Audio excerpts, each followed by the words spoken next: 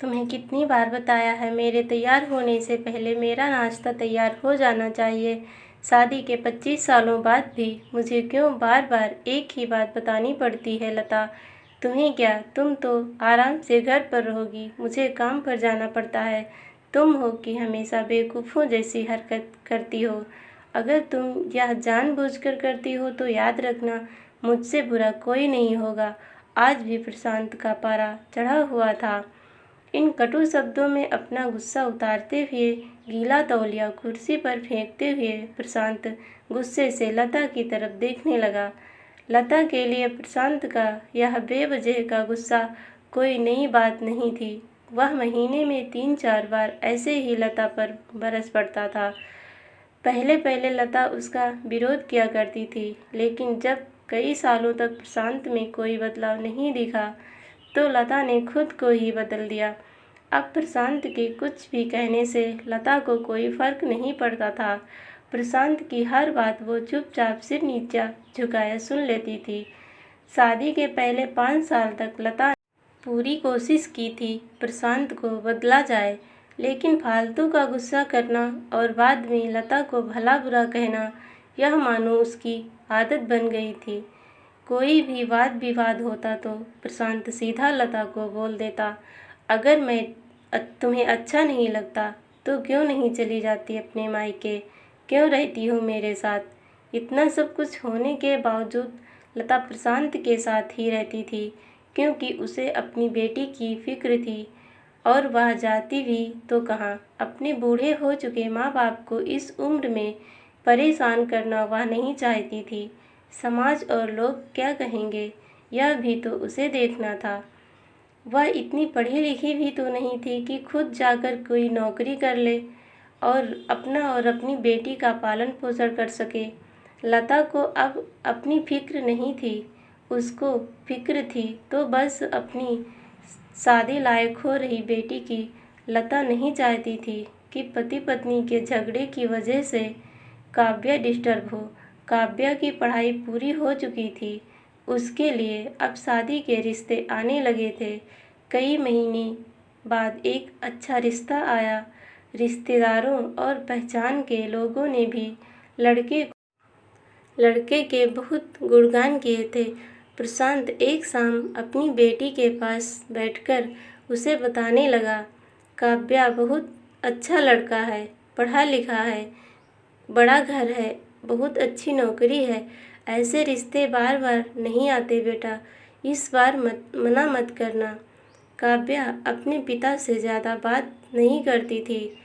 शायद डरती थी या शायद नफरत करती थी, लेकिन आज वो अपनी पूरी हिम्मत इकट्ठा कर बोली, मुझे अभी शादी नहीं करनी है पापा, मैं नौकरी करना चाहती हूँ, खुद अपने पैरों पर खड़ी होना चाहती हूँ। हाँ तो उसमें क्या बड़ी बात है, मैंने लड़के से बात की है, वह तुम्हें किसी बात के लिए नहीं रोकेगा। तुम शादी के बाद भी नौकरी कर सकती हो, वह तुम्हें नौकरी करने के लिए परमिशन दे देगा। प्रशांत बोला, मेरा नौकरी करना या न करना उसकी परमिशन पर क्यों डिपेंड कर रहेगा पापा? काव्या ने पूछा। मैं कह रहा हूँ ना, तुम्हें किसी भी चीज़ की कमी नहीं होगी वहाँ। ऐसे रिश्ते बार बार नहीं आते, इसे ठुकरा मत, बहुत खुश रहोगी तुम वहाँ। प्रशांत बोला, पापा क्या मैं उतनी ही खुश रहूँगी जितनी मम्मी इस घर में खुश है? काव्या ने तर्ज कसते हुए कहा, आज तुम्हारी जुबान कुछ ज़्यादा नहीं चल रही?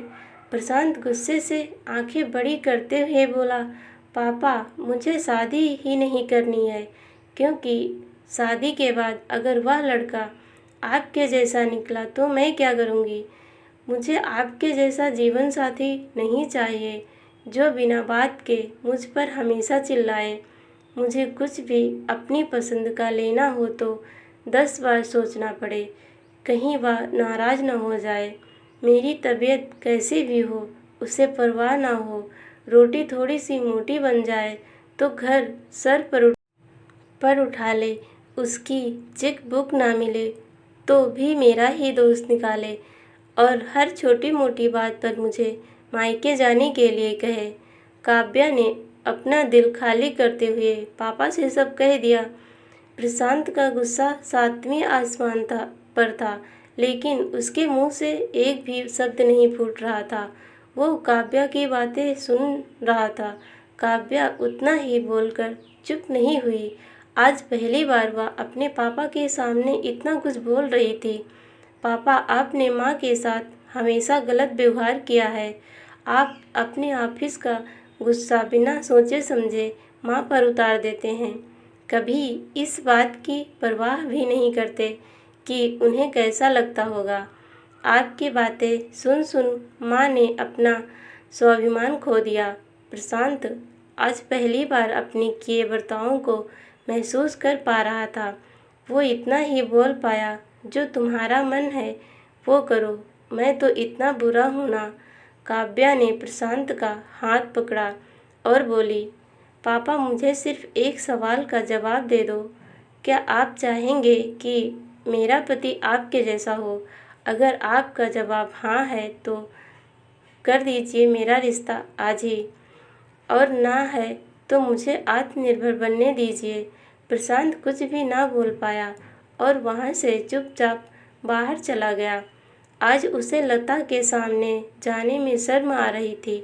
चलते चलते उसकी आंखों से आंसू बह रहे थे। प्रशांत ने आज से अपने आप को बदलने का निश्चय किया। अगले दिन से लता ने अपने पति में काफ़ी बदलाव देखा। वह सोचने लगी कि जो हिम्मत काव्या ने दिखाई है, वह हिम्मत अगर मैं पहले ही दिखा देती तो शायद आज परिस्थिति कुछ और होती। अब काव्या पढ़ लिख कर अच्छी नौकरी करने लगी थी और 3 साल बाद उसके लिए एक अच्छा रिश्ता आया और उसकी विदाई पर प्रशांत बोला, बेटा, तू हमेशा खुश रहेगी क्योंकि तेरा पति तेरे बाप जैसा नहीं है। प्रशांत की यह बात सुनकर लता और काव्या की आंखों से आंसू बहने लगे।